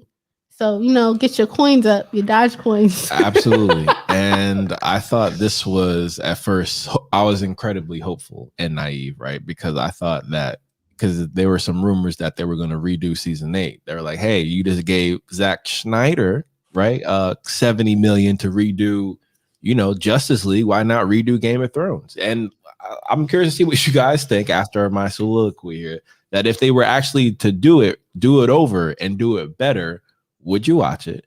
Number one. And then I also think that what this means for HBO is that they're going to give another friend. They had 4 projects for A Song of Ice and Fire, Fire and Ice, in terms of this, let's say, multiverse, this universe here. And then whatever they're going to decide to do, they're going to give it an honest try. And if it doesn't gain similar traction, then they're not going to re-up the 5-year deal. But it gives them a nice window to try out some more content with him being a part of it, to make sure that it makes it amazing again. And if it doesn't, then they just won't renew the deal. I mean, of course we're gonna watch it. I know I will watch it. Speaking to the boredom that people are experiencing, number one. And number two, of course we're gonna watch it. It's like, remember those books when you're growing up? There's like alternate endings. Like, you can either turn to page 28 or turn to page 60. Yeah, I remember those. Yeah. Yeah, so it's like you can have alternate endings. Winter came, the dang books didn't. They almost closed the door. Listen, I feel like that I would watch it. I can't do it again. Okay. Warned. I know they won't do it because there's too many actors to get commitments from, because they have such a large cast for Game of Thrones, and also the creators Dan and Dave are off to some other stuff, yada yada yada. But if they did do it though, I feel like it would be dope to do it like now, right before the prequel comes out next summer or whatever, and kind of like get that bad taste out your mouth and get you ready for the prequel and stuff like that. So I think that would be kind of dope, and I definitely would watch it. Now, if they did character development, right? So if they told us the Ice King story, I would be into that. Like, I needed to know more about him. You might learn more about him in the prequel, because yeah. So if they were to give me more of his story, if they were to give me more of like, wait, let me ask you a question. Are you saying that right now at this moment, how it stands, you're not really excited for the prequel that's coming out next year? Because I'm going to get disappointed. Wow. Okay. I know Return wasn't a surprise. Crazy's going to do crazy, but people change. Yeah, okay. But it was just, they made her crazy too quick. Like, I needed to see more development of her getting lost into that insanity. Like, it was just like, okay, she's normal today and tomorrow she's crazy. Like, nah, bro, I need to see more. And I needed to see Cersei die different, because everyone else had epic endings and she just dies with the thing collapsing on her. Like, right. I would say with her lover. Like, I would say Tyrion should have killed her, or either one, because that would have supported the Valonqar prophecy, and then we would have had hopefully a better showdown with the Night King and Jon Sand, if you will. And I want to see what's happening to Jon Snow, because didn't he get banished to the Wildlings? To the wall. Oh yeah, beyond the wall. Yeah. So it's like there's another storyline with his journey. But did Daenerys die? She died, right? She died, yeah. See, that pissed me off. Like, why is she dying? Like, the reason what got me invested in Game of Thrones, and I feel like what got other people invested in Game of Thrones, was because main characters were getting killed. He's right. She was showing craziness from the beginning. Look at that part. What did you say? She had her husband kill her brother because her brother was raping her. Like, her brother was not raping her. Wasn't he was like doing some crazy stuff with her? He sold her off to the doing some crazy stuff with his sister, and he deserved to die. She did a lot of crazy stuff before, and you just didn't see it coming. Nah, I did see it coming. It was too predictable. That's the whole point I'm making. Game of Thrones is supposed to be unpredictable. That's what people were drawn to. It was the first show that I can recall that main characters were getting flicked off left and right, so you could not fall in love with anybody because they could be dead at any moment. So, Like, right, but when you get towards the end, there's only so many people who can die and surprise you. yeah, but they're supposed to die in epic ways, is what I'm saying. Like, I was so disappointed in the way they died because other people died so interesting. Like, and these people just died. And you're like, damn, that's how she died. She did all that cruel stuff, and that's how she died. Like, I was mad about that too. I got a whole rant about that or whatever. But what about you, Josh? Are you not excited for the prequel because of how it ended on the? I'm incredibly excited about the prequel because it takes play in the glory days of the Targaryen, realm, basically, when you had, dragons flying over the place like birds. Like there's an abundance of dragons, so that should be interesting. And I'm curious to see how we learn about characters like the Night King, as you guys talked about, how you hear about other things, and probably if it leads into Robert's Rebellion, that'll be interesting. That'd be dope. I want that on TV, honestly. So. I think that's his own series, so they might try to do a segue where they go right up until this series, and then it just takes it off. Kind of like how you were talking about how Netflix does things, it only does something for 3 or 4 seasons, or how Disney might do with one-off seasons of certain characters, and it'll lead you into a different timeline or a different storyline. So we'll see what they do, but I'm definitely intrigued. And I've never actually rewatched Game of Thrones ever, so I'm probably going to have to do a massive rewatch before the prequel comes out. Okay, yeah, I'm doing it too, actually. My girlfriend's never seen it at all, so I'm gonna watch it with her. Oh, nice. Even better. Oh, she never watched it? Never. Not at all. Don't say anything to her. Just let her. I won't. I honestly couldn't really even understand anything until like the second season. Like, I had to watch it with the subtitles because it just took a adjustment for me to understand. Well, she said, should I watch it by myself? I said no, because you're gonna have questions. I know you are. So she might as well watch it. Don't answer her questions for her when she has them. Well, it depends what questions, Chloe. Right. Yeah. I won't give her future spoilers, but I can tell her who is who and stuff like that. Yeah, you can tell her who's who, but that's the point. It was so many characters, I couldn't keep up. I was like, who the heck is this? It's like a soap opera. It is. Speaking of that, Josh, did you say you watched that new show, The Nevers, already, or no? Oh, yeah. Thank you, Miguel. Yes, and we did. And Chloe fell asleep the first time. I did. I was incredibly proud of her because she rewatched it back. So that was what's up. And me, I like it. It's right up my alley. I'm very curious to see if they're gonna have any, Jack the Ripper, or. Can you give me like a synopsis of the first episode? I don't know what it's about. Oh yeah, I'll get there. Or Sherlock Holmes, because it actually takes place in Victorian London.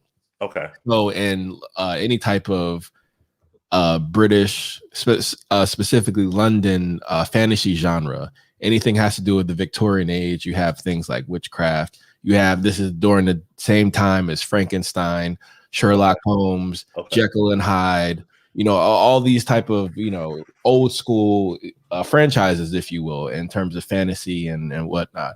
And this actually had to do with essentially a group of people comparable with mutants, or what's the other term for mutants they want to use? The Inhumans, things like that. It's like the X-Men. Per se. Well, yeah, exactly. It's exactly like the X-Men. And you have they're in their own little world where they have their own domain in London from these 2 caretakers who are both women and pretty. One is an engineer and an inventor, and the other has a bit of let's say, magic up her sleeve. And it's a mystery. It's definitely a mystery, and I would say it's pretty cool because they have a lot of abilities for the story to go so many different ways. And as you brought up, Miguel, it's directed and created by Joss Whedon. So I think he might have another hit show on HBO. And I think this will actually give a lot of inspiration for people to go check out Lovecraft Country, which I think would be great as well. Really? You thought there was a parallel between the two? I think if you're going to be interested in this, you're definitely be interested in Lovecraft. And let's just say any of our brothers and sisters who haven't seen Lovecraft and you actually get into this show, then you really have no excuse to go check out Lovecraft. So yes, I do think there's going to be some crossover in fandom. Okay, so one thing I did appreciate was after the episode is over. Oh, the show is called The Nevers. And there's just the pilot that's out. So after the episode, just stay tuned and watch the breakdown afterwards, because I got some insight from watching that I didn't get prior. Yeah. So make sure you watch that part as well. You know, when they give like essentially a trailer for the season to let you know where everything is gonna go. So they give you a trailer, but then after that, it's like a behind the scenes where each actor gets to talk about their role and how it's played, and that part also gives some insight as to I'm gonna check it out. You know, I love fantasy and stuff like that, so I'm all into that. I'll check it out. So wait, what did you think of Lovecraft, Migo? I did not get to Lovecraft yet. But don't watch The Nevers if you ain't see Lovecraft. No, really? No, watch both. No, don't watch it. And it comes on Sundays, Sunday evenings. Nevers? Okay, yes. Gotcha. So that lets you know the faith that HBO put behind it when you put it on Sunday. Part of me is like, I hope it does what it's supposed to do, because when I saw like the preview was going to happen, I was just like, is this going to be boring? Like, I don't want it to, I don't know. I don't like watching previews because sometimes it's disappointing. Yeah, I love trailers myself, so previews. By the way, are you going to watch that John Campea documentary? I will. I haven't got to it yet, but I do like trailers. You know what I was thinking of one day? I was like, remember trailers used to have like the movie guy and his voice and stuff like that in the background? I would love to have that guy on like new like Marvel films and to hear him like talk about this movie, whatever like that. To see how dope, that would be. Stuff like that. They got rid of him years ago, but still, I think that's cool. Yeah, that would be pretty cool. Yeah, but I'm gonna watch it. Yeah, I'm gonna support Campea. And again, his point about that not original, but the Star Wars prequel trailer, how huge that was or whatever. I remember that because I worked in a movie theater back then. I was like a teenager or something like that. But I remember people would come to the theater just to watch that Star Wars trailer and leave and stuff like that. So I remember that. Wow. Okay.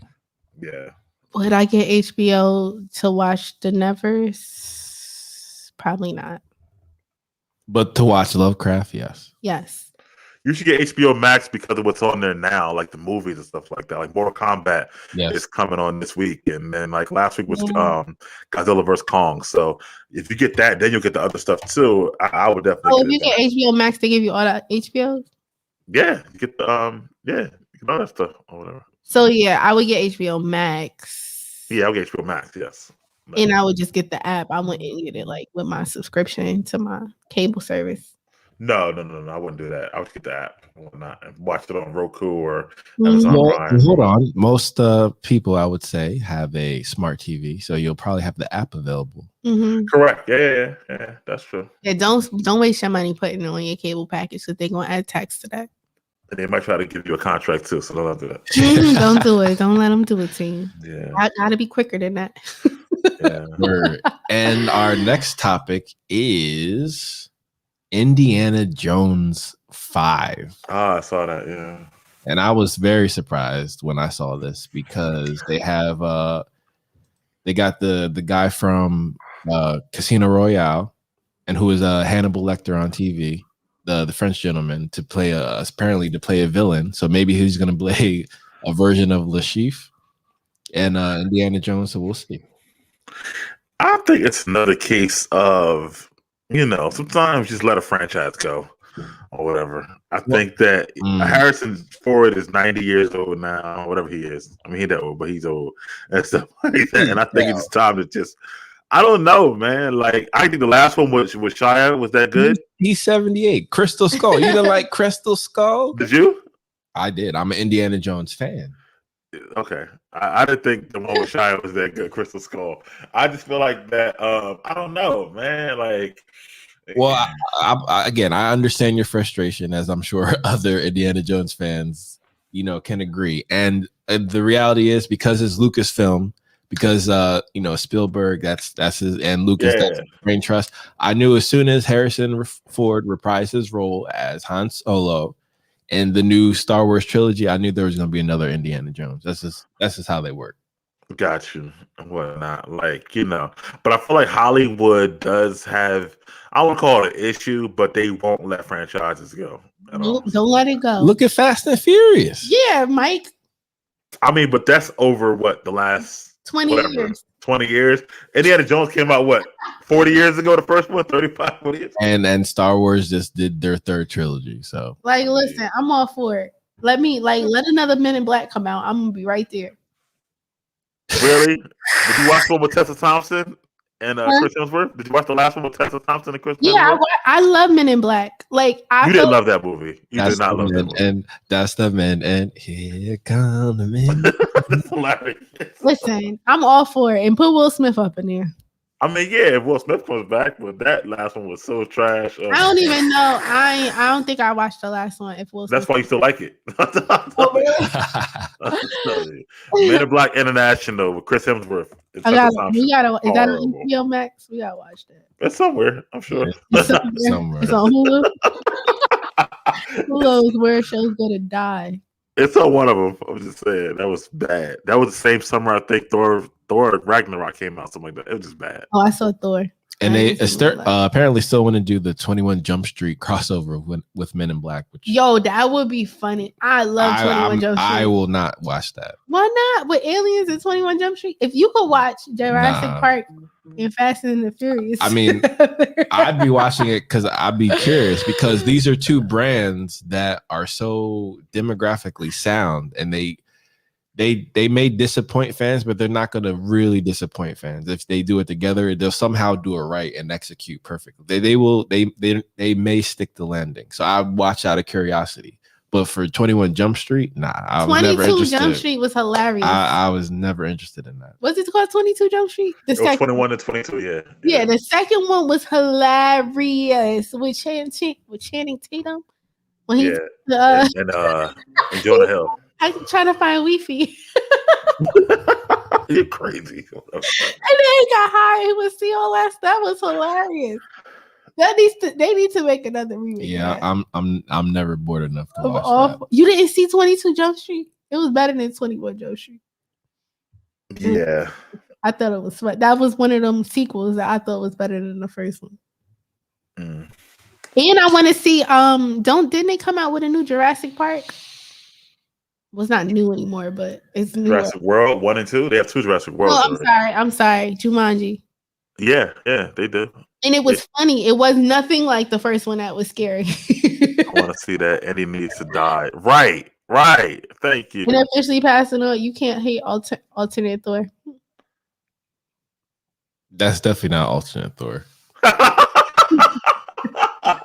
I agree, Josh. Not the closest thing to alternate Thor is Endgame Thor, unfortunately. That's it. It's funny, but it made fun of 21 Jump Street movie. Listen, I'm all for it. Because Jumanji did its thing. Because it was nothing like, and you would think Jumanji was one of those movies that you really feel like, in my heart, I was like, there's no way they can do Jumanji over. They got the right people in it. Jumanji over, and it was lit. I didn't see the newest one, but I saw the first remake. You don't like the newest one? It's a decent movie to watch. Yeah, it's funny too. It's decent. Same. Well, the last piece of news, yeah, not Josh's bag, I know, is the news about apparent new Star Trek film with the same cast. That's more of Josh's bag, yeah. So this update comes from Paramount's official press team, which revealed a number of movie delays, while fans were disappointed learning that highly anticipated blockbusters like Top Gun, Maverick with Tom Cruise, and Mission Impossible 7, of course, with Tom Cruise, were pushed back. There was a silver lining, namely because Star Trek is finally returning to theaters in 2023, although exactly what this movie is remains a mystery from Cinema Blend. So I thought that was an interesting piece of news. I like the Star Trek franchise, the new, when the new one with J.J. Abrams, absolutely. Yeah, with JJ. I like Chris Pine. Yes. In it. I like Zoe. I like it all and stuff like that. Yeah, I'm all for it. And my man Zachary Quinto or whatever. from Heroes and whatnot. I don't know if you ever saw Heroes, Chloé, but it's a great show. But oh yeah, I love Heroes. Yeah. So I love Star Trek. So I'm happy to hear it's coming back, honestly. So and whatnot. So yeah, I'm excited about that. And one thing about Fast 9 too. That's the only movie I realized that is only coming to theaters, not going to streaming at all. So I'm curious to see how that does in the end of June, stuff like that. So, Which movie? The new Fast and Furious. Like they don't have Universal doesn't have a streaming service to put it on, so it's only going to theaters, like only. So I'm curious to see how that does. I bet you they'll find one if the numbers ain't right. Didn't Universal have that deal with AMC? Is that still valid or no? The 17-day window, I think. I'm not sure, but either way, for the first 2 weeks, it'll only be in theaters. So that's it. And then when it goes to streaming, you got to buy it. It ain't free. It's like $20, $25. Yeah. So yeah, we'll see. We'll see. What about you guys? What about Widow? Are you gonna go see it in theaters? Or are you gonna watch it at home for $30 or whatever? Black Widow. Or are you gonna watch it at all? What's Black Widow? What is Black Widow? Tell me more. Oh boy, I know. Scarlett Johansson's character in the Marvel movies, Black Widow. You've seen her in like 6 movies already and stuff like that. Oh, 7. I need a spin-off show to know more about her backstory. The movie's about her backstory. There we go. Yeah. I mean, I'm gonna watch it because it's something to watch. Like, yeah, but would you watch it in the theaters? Are you guys still not ready to go back yet? Oh, I went. I didn't tell you guys about my theater experience. Oh, the dinner, yeah. How was that? Later. Don't talk about it. You want to talk about it now? Okay, so I went to iPic Theater in Weehawken. And it was very fancy. Fort Lee. It was very fancy, and my brother rented out the movie theater for his daughter, and it was pretty lit. Now there's some pros and cons. So the pros was you could tell that pre-COVID this movie theater was lit. Like they give you blankets to cuddle on. They have beds in the front row, so if you can order a bed if you want to. The seats recline all the way back, and they have like a full bar downstairs that's lit. It used to be jumping before the pandemic. Second, cons. Oh, the pros. The food was good. The food was delicious. I had calamari for appetizer, and then for dinner I had the turkey goddess burger. So it had like avocado and Gouda cheese. Very there's real food there. They have so they'll serve you the drinks in the movie theater. Cons, the tables. Y'all know I'm clumsy, right? So the tables are in between the 2 seats. Right. And I dropped like bits of my burger because you can't see when the movie's playing. Right. Josh said that. That's pitch black. But apparently, so my brother, I guess sister-in-law, she told me, she was like, oh, before they would give you the food before the movie starts. And then when the movie starts, you'll just drink and stuff. Or you'll eat like dessert. But I didn't like the fact that I couldn't see my food, and I did not like how you guys were saying, and I did not like the fact of where the tables were situated because it wasn't like in front of you like at AMC. It's like in between, so you had to like sit up. It was very uncomfortable and caused me to drop stuff. So date night, yeah, just get there early so you can eat before the movie starts because it got pretty dark in there. And wear a bib.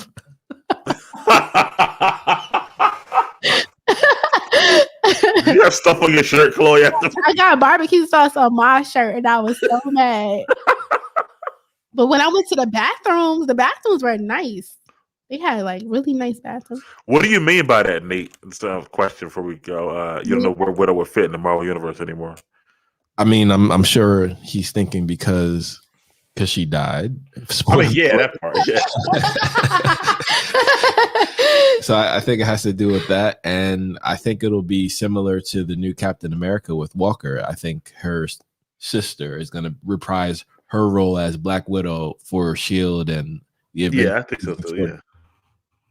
Would I risk my life and go to the movies to see this? No. Okay. Would I risk my life and go to the movies to see King Kong versus Godzilla? Yes. I'll be honest. I'll dictate whether I risk it on the Big Mike and Little Ant review of Black Widow, and if I should see it in theaters. Let me ask. Let me see one for Josh. How about No Time to Die, James Bond? Yes, I would see that. Oh, I'm definitely seeing that in theaters. I like to see the big action stuff on the big screen. So like Godzilla And yep, absolutely Godzilla is action packed. So yes, I want to see that on a giant screen. But if it's just some like simple like high chas and kicks, like what's her power? What she do? She don't have any power, but she's a human. So I don't need to see her on no big screen. Okay. I have to see her right on our little 60-inch. Right. The only spy I'm seeing on the silver screen is James Bond. It's James Bond. I'll rinse it off for 007. But that's also November, so you got plenty of time for that for James Bond. So. Also, if somehow Amazon strikes a deal to have No Remorse with Michael B. Jordan in theaters, I might watch it in theaters as well. Bro, I can't wait for that one. I can't lie. Yeah, and also what is the well, she died, Nate, so she's out of the timeline now. So it's not really a big deal. But also the what's the one? Army of the Dead, the new Zack Snyder film. I don't know if you guys seen the previews for that yet, but I'll send it in the chat if you didn't see it. But that's a Netflix, but it's going to play in theaters for the first week, and then go to because it was supposed to be only theaters at first, or whatever. Netflix bought it, of course. But that's Zack Snyder's newest film, starring Dave Bautista and a couple other people like that. So I wonder if that's going to be the new, I guess, the new business model is that you make a piece of content and perhaps it goes out in theaters, and then you have a streaming deal as like a back end deal, part of the back end deal. Yeah, I could. It's kind of like how they used to have the videotapes or the rentals, like Blockbuster. Like, oh, it'll be in a movie for like X amount, and then it'll be on Blockbuster at the same time it's in the movie. Right. But instead of Blockbuster, it's just streaming. Yeah. Yeah, but that Michael B. Jordan movie does look great, man. You know a lot about people gonna make more money off of those subscriptions. The companies gonna make more money off those subscriptions than just a one-time movie thing. Because those subscriptions are, you're locked in. Yeah. And people do not like to cancel their subscriptions. They make it hard to cancel a lot of these subscriptions. I don't think I've ever canceled a subscription. Me either. Like I think I canceled. Wait. Didn't y'all cancel y'all HBO when Game of Thrones wasn't on? Oh, I did. Yeah, I did. I'm about to be like, who are we talking to here? Isn't that like that was through your cable though? That's hilarious. I still got HBO. My mom has all the channels. All the channels. But she does, because my grandma just said, I did cancel HBO though. But that's through your cable provider, right? No, I had an app. What wasn't Max though? Max wasn't up back then. It was something else. But HBO Now. Or HBO Go. Yeah, Go, yeah. Nothing else was good at the time. This is before they had a lot of new stuff come back out. So. By the way, you would actually get Game of Thrones earlier on the app, on the streaming service, before you would see it on television. You did. It come out at 12. No, didn't it come out at 12 o'clock the night before? Saturday night at 12 a.m. or Sunday morning at 12 a.m. It used to come out. So you could watch it during the day. And sometimes they would actually give you it a week in advance as well. Really? See, I don't want to watch nothing no whole week in advance, because you gotta wait a whole week to watch the next one. And people, that's like if I miss a show that's a series, I won't go on any social media because stuff has gotten spoiled for me. You going on social media? Yeah, I'm about to say that's when Game of Thrones was out, I was not on no social media because people would say stuff, and then I'll be mad, like, damn, I ain't want to know that. And then when you watching the show, then you just sitting there waiting for it to happen. You were still going on there every week. Stop this cap. Right about that. That's why I made my business not to miss the show, because I had to put myself on timeout. I'm not even addicted to social media. If it's glitter, it's me. It's gonna be there. Trust me. First of all, I can post stuff and not go on my feed. Okay, I will stay off the feed. Secondly, nah, I don't like that. I don't like living my life on the edge like that. So let's be honest. If it was gonna be a spoiler and it was that big, someone would make a reel about it, and you'd probably see it that way. Nah, that's why I wouldn't miss the episodes. I'm like, nope, I gotta watch it if I go on social media. There's no shows like that anymore for me. So. That's a great point. Talking about Game of Thrones, there's no more event type shows right now. I need a show, and I don't know if you saw it, Josh. You might not have saw. Apparently, they spent $425 million for one season of the Lord of the Rings TV show that's coming out. Oh, that's gonna be lit. I did see that on Amazon Prime. Yeah. Mike, you see the Lord of the Rings? No, I gotta catch up to that. So we, No. Hold on, Mike. You're gonna have to watch all the Game of Thrones, including The Hobbit. Lord of the Rings, yeah. So it's one Hobbit movie, right? It's only one Hobbit movie, right? Or is it two? I think it's two Hobbits. It's a trilogy. It's a trilogy. There are two trilogies. I ain't watched the Hobbits because I was like, but you again, out of respect for Tolkien and Peter Jackson, you're gonna have to watch The Hobbit because The Hobbit is the main book that led to the Game of Thrones. I'm sorry, to Lord of the Rings. The Rings. Smeagol. Well, listen, spending that much money on one season of a show, I'm like, man, because it's gonna be lit. So you gotta watch the other one. Hey, Jeff Bezos is playing catch up, so he's swinging for the fences here, and the new Game of Thrones show isn't back yet, so he has an opportunity here. Yeah, Lord of the Rings is lit. Like Lota. I had to hide those books when I was younger. Ooh. It's hilarious. Okay, so we gotta watch the Lord of the Rings again. I definitely want to rewatch that. And it should be on HBO Max because it's Warner's. Hopefully well, then let's start today, Mike. Let's go win the rewatch. I ain't doing nothing tonight. I might. Hold on. Mike has plenty of time before that comes out. I would rather Miguel catch up on Lovecraft first. That's true. With him and his lady, I think. Yeah, Makia would enjoy that. Yeah, it's definitely like a romantic type of. Is it? Okay. Yeah, it's good. It'll bring you closer as a black couple. Multi-dimensional, yes. Okay. Mm-hmm. See, shocking. All right, guys. All right, Josh. But on that note, we're gonna cut it here. But I couldn't resist this one more time. I don't think that's gonna happen. Let's try. Oh yeah, that ain't gonna happen. It's so funny though. With the sound effects. I will talk about that tomorrow. Big Mike Little Ant tomorrow, 11:30 a.m. for sure. Absolutely. And if he needs the clip on StreamYard, I can send it right over. Wait, we need one more thing before we end. So we have to go to the escape room, y'all. We were to talk about that. I mean, my girl, like when are we going? And stuff like that. So. Let's say 2 weeks from now, if you guys are open. 2 weeks from now, yeah, on the Saturday. Sure, and then we can film. We could do our thing. Give me some details or whatever. Let me know. Yep, because we gotta win. We have to win the escape room. So put your thinking cap on. He did not get hurt. It sounded like it though, right?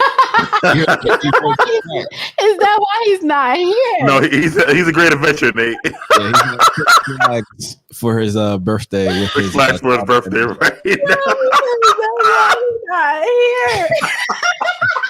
He got the ice pack ready. Jeez. So, yeah, no. If we can go after 5 on 2 Saturdays from now, yeah, let me know. Set the details up or give me the information. Yeah, no, I'll plan it. Okay. All right, cool. All right, man. So see y'all later. All right, guys. Have a good one. And thank you, Nate, in the comments. And thank you, Chris, as well. All righty. Peace. Oh, also, sorry. Stadia programming is supposed to be on today, but he actually had a family dilemma. So just want to shout him up. And okay. He's a cool dude. I like him. Absolutely. So he'll probably be on in the future. Okay. And perhaps Jared. With that, I think that'll be dope as well. J Money. And also, what else? And what did I say?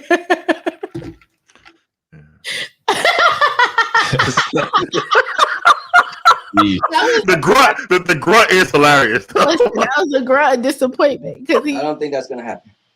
Let's try. Oh yeah, that ain't gonna happen. Yo, you gotta get a clip of him. Oh, and Josh, I did watch your Poetic Charmer. Was good. Sorry I couldn't make it. Whatever like that. But, oh, no worries. And that's the Jared I'm talking about on that show. Is that your cousin? Chloé? That's my cousin. Yeah. Yeah. If I don't know if you go back to work or whatever. But you can't with the curls. Yeah, I saw them. But if you're back next week, I'm fully available then. So. All right, cool guys. Talk to you. All right, man. Peace. See you later. Bye.